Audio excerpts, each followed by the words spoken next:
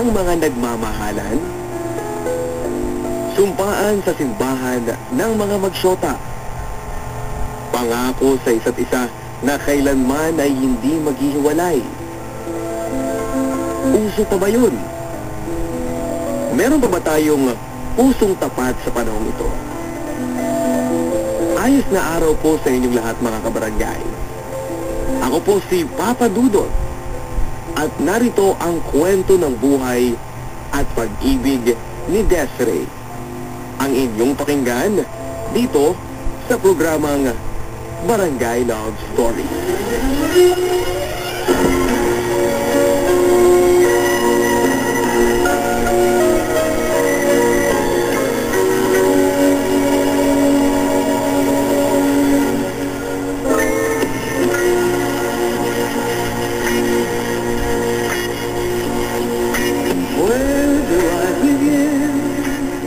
Dear Papa Dudot, just call me Desiree. Kasalukuyang naninirahan dito sa Bulacan. Let me share to you my love story, inspired with the love story of my Lolo Elong. Yung essence ng everlasting love, patience, trust, belief, and loyalty. I find it very amazing at parang sa pelikula lang nangyayari. Pero, believe it or not, nangyari ito sa totoo naming buhay. Kahit minsan sa buhay ko ay hindi ko pa naranasan ang makatapos sa pagbasa ng kahit isang pocketbook lang. Hindi ako mahilig magbasa ng nobela.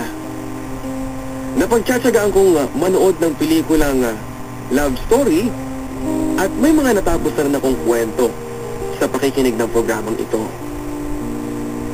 Not knowing na ako pala mismo susulat ng love story ko para sa programa mo, Papa Dudot. Yun yung matapos kong ma-realize na kung gaano kaganda at natatangi ang love story namin ng aking Lolo Elong. Moderno at ordinaryong pag-ibig sa akin at mala classic love story naman ni Lolo Elong. Papa Dudot, sana po ay mapagbigyan ninyo ko na mapakinggan ang awitin na nirequest ko para sa aking Barangay Love Story.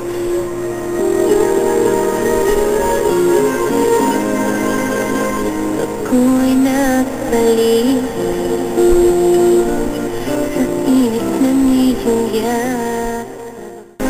Ako ang panganay sa aming 4 na magkakapatid. Bunso si Papa sa kanilang 5 magkakapatid at tanging si Papa lamang ang mahirap. I mean, may simpleng pamumuhay samantalang siya pa ang bunso.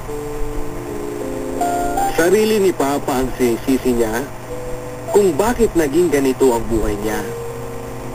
Maluho siya noong araw.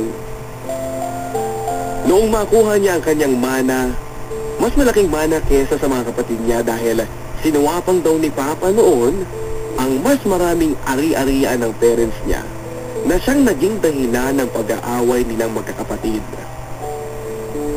Kumbaga inagrabyado ni Papa ang mga kuya at ate niya. Noong binata pa si Papa ay naglustay daw siya ng pera at hindi namuhunan. Hindi niya inisip ang kanyang kinabukasan. Ang mga kapatid niya, kahit nasa baryo lang ang iba ay maganda ang pamumuhay nila. May kapatid pa siya sa Maynila at sa Amerika. Kami, lumipat dito sa syudad pero masasabing mahirap kami. Nagka-tricycle lang si Papa. Mayroon siyang lumang kotse sa gilid ng bahay noon pero hindi na umahandar. Iyon ang tanda ng kasaganaan ng buhay niya noong binata pa siya at maraming pera. Kailan lang ay ipinakilo ni Papa ang lumang kotse sa junk shop. Kaya ngayon at nagkapera sila. Ibang-iba ang mga magulang ko. Iba ang teamwork nila. Pareho silang mabunganga. Pareho silang istrikto. Parehong maangas. Di ba yung ibang magulang usually nanay lang ang mabunganga? Samantalang tahimik naman ang tatay. Minsan naman yung tatay ang istrikto, maluwag naman ang nanay. Pero sa amin, solid ang tandem ng mama at papa ko sa pagka-istrikto, parehong talakero at parehong maangas. Hindi ka talaga makakaporma sa kanila. Pero nauunawaan ko naman kung bakit sila ganoon.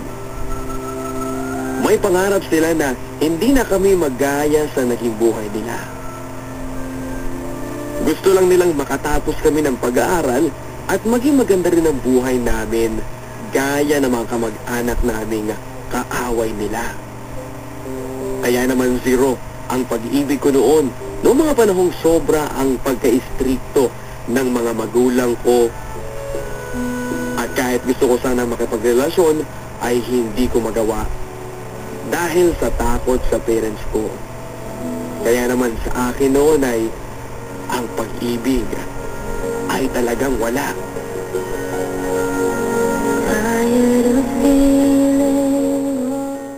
Si Lolo Elong ay kakambal ni Lola SP na nanay ni Papa. Sa kanilang apat na magkakapatid ay si Lolo Elong lang ang naging mahirap. Si Lola SB ay nasa Amerika kasama ang lahat ng mga anak niya. Pasaway din daw noon si Lolo Elong at kung bakit hindi maayos ang pagturing ni Papa kay Lolo Elong ay dahil noong marami pa siyang pera at ari-arian ay sa mga kapatid ni Papa ipinaambon ni Lolo Elong ang kayamanan niya. Madamot daw noon si Lolo Elong kay Papa. Kaya naman hanggang ngayon ay may sama ng loob si Papa kay Lolo Elong. Pero mas gusto naman ni Lolo Elong ang tumira kina Papa noon kesa sa mga kapatid ni Papa. Kahit na kung minsan ay masagwa ang ugali ni Papa kay Lolo Elong, ay natitiis ni Lolo. Kesa daw sa doon siya sa mga kapatid ni Papa tumira. May sakit si Lolo Elong noong pang binata siya. Ang alam daw niya noon ay acoustic neuroma. Dahil yun daw ang sinabi ng kaibigan niyang doktor noon. Yung sakit na yun ni Lolo ang dahilan kung bakit hindi sila nagkatuluyan ni Iluminada, ang babaeng sobrang minahal niya. Ayon sa kwento ni Lolo Elong, namamanika na raw sila noong bigla na lang siyang matumba sa matinding hilo. Doon daw kwestiyon ng pamilya ng kanyang nobya ang kanyang sakit. May uncle na doktor ang kanyang nobya, kaya noong sabihin ni Lolo Elong na acoustic neuroma ang sakit niya ay nag-meeting daw bigla ang pamilya ng nobya niya. At pagkatapos nun ay bigla na lang silang nagpasya na ipagpaliban muna ang pamamanhikan. Pero ilang araw lang ang dumaan. Wala na ang nobya ni Lolo Elong na si Iluminada. Ininayo na ito sa kanya ng kanyang pamilya.